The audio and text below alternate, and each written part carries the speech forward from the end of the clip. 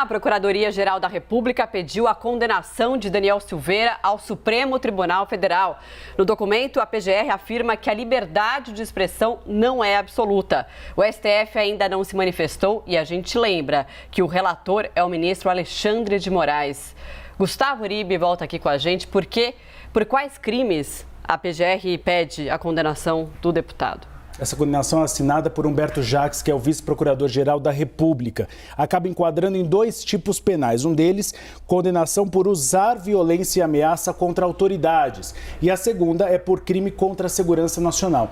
A decisão de Humberto Jacques, a qual nós acabamos de ler, ela destaca que realmente a liberdade de expressão não é absoluta quando ela acaba incorrendo em outros crimes contra a Constituição, de parágrafos da Constituição. Por exemplo, ameaças às autoridades. Existe um trecho muito interessante que trata desse ponto, quando diz que o direito de dizer qualquer coisa a qualquer hora, em qualquer lugar, seria incompatível com outras proibições penais, como, por exemplo, a proteção das instituições e também o direito da democracia, o direito das pessoas viverem em um regime democrático. Essa decisão também cita algumas palavras usadas pelo deputado contra ministros do STF, como Edson Fachin. Palavras como canalhas, como vagabundos e até mesmo quando ele diz que o Supremo Tribunal Federal, na época da ditadura, era melhor do que nos tempos agora democráticos. É uma decisão que cita todas as declarações feitas por Daniel Silveira e acaba apontando que este direito que ele recorre da liberdade de expressão, neste caso, houve abuso da parte do parlamentar. A gente observa que é um posicionamento da PGR muito parecido com o de algumas deflagrações de operações da Polícia Federal que foram autorizadas pela Procuradoria-Geral da República, como o caso de Roberto Jefferson, na prisão dele. Foi a própria PGR que acabou autorizando a deflagração dessa operação e também da abertura deste inquérito e também dos atos do 7 de setembro, quando se concluiu que aqueles que defendiam os atos de 7 de setembro estavam, na verdade, usando o artifício da liberdade de expressão, o argumento, para atacar as instituições democráticas. E é importantíssimo esse pedido, então, da PGR, que vai ser analisado pelos ministros do Supremo para a condenação do deputado Daniel Silveira, porque trata-se ali também da questão da imunidade parlamentar. O deputado alegou ao Supremo Tribunal Federal que muitas das falas dele estavam ali sob o manto, sob a proteção dessa prerrogativa que parlamentares têm de falarem o que bem entenderem, mas foi bem pontuado pelo vice-procurador-geral Humberto Jacques de Medeiros essa questão, porque não é total liberdade que um parlamentar tem para falar o que quiser, né? Não existe. E ele pontua justamente que houve abusos nesta liberdade, ou seja, ele usou de ofensas, na verdade. Não era só uma expressão, uma opinião do parlamentar, mas ele ofendeu as instituições. Ele também colocou em risco a democracia. Há um trecho interessante que diz que essas frases de ofensas usadas por Daniel Silveira podem ensejar na internet pessoas a criticarem e atacarem tanto o Supremo Tribunal Federal como o Tribunal Superior Eleitoral. Então é um pedido da Procuradoria-Geral da República, bem fundamentado, que pode sim levar a uma condenação no Supremo Tribunal Federal e também ensejar uma perda de mandato, caso seja analisado pela Câmara dos Deputados. Ainda tem Conselho de Ética também, toda essa questão. E aqui,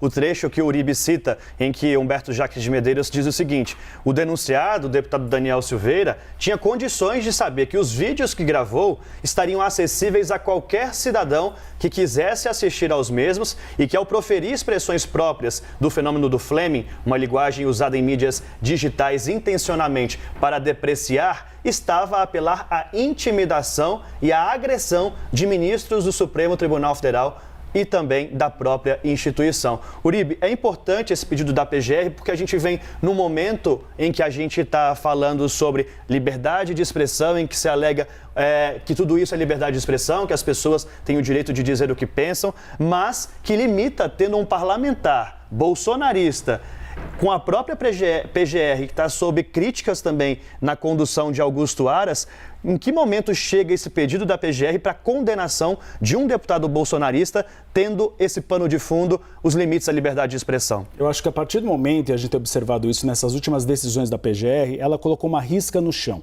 de que realmente a liberdade de expressão é importante, mas que há limites quando você denuncia ou quando você ameaça as instituições democráticas. Essa é a terceira, mais ou menos, pedido feito pela PGR nessa linha. Tivemos as duas operações em relação ao Roberto Jefferson, que levou à prisão do presidente nacional do PTB. Tivemos em relação ao 7 de setembro, quando você teve pessoas defendendo invadir o Supremo Tribunal Federal e até tirar à força, palavra usada por alguns dos alvos dessa operação, ministros do Supremo Tribunal Federal. É um momento, então, que as instituições estão mostrando que a liberdade de expressão é importante e é constitucional, mas há limites quando você ameaça ou ofende autoridades ou pessoas. Então, é um recado para estes apoiadores. Não interessa se são de esquerda, se são de direita, mas é um recado de que é necessário você ter limites nestas manifestações quando você ameaça a democracia. E será que esse recado, caso essa condenação aconteça,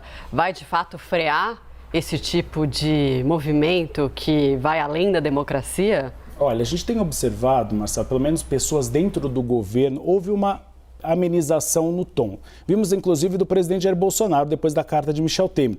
Há uma percepção de que agora é o momento de colocar a bola no chão e haver um diálogo com as instituições depois do 7 de setembro. Houve muitas críticas das instituições pelo posicionamento de alguns aliados do presidente Jair Bolsonaro naquele período. Agora estamos chegando a 2022, temos uma eleição. Hoje nós temos uma tendência de polarização, então temos uma tendência de que pode ser que esses discursos continuem, mas que as instituições mostram que estão funcionando e que elas não vão assistir como meros espectadores, como disse a ministra Rosa Weber naquela decisão em relação à Procuradoria-Geral da República, como meros espectadores a ataques à democracia. Tá aí, informação para você então. Resumindo, a Procuradoria-Geral da República acaba de pedir a condenação do deputado Daniel Silveira por ataques ao STF e a ministros da Corte.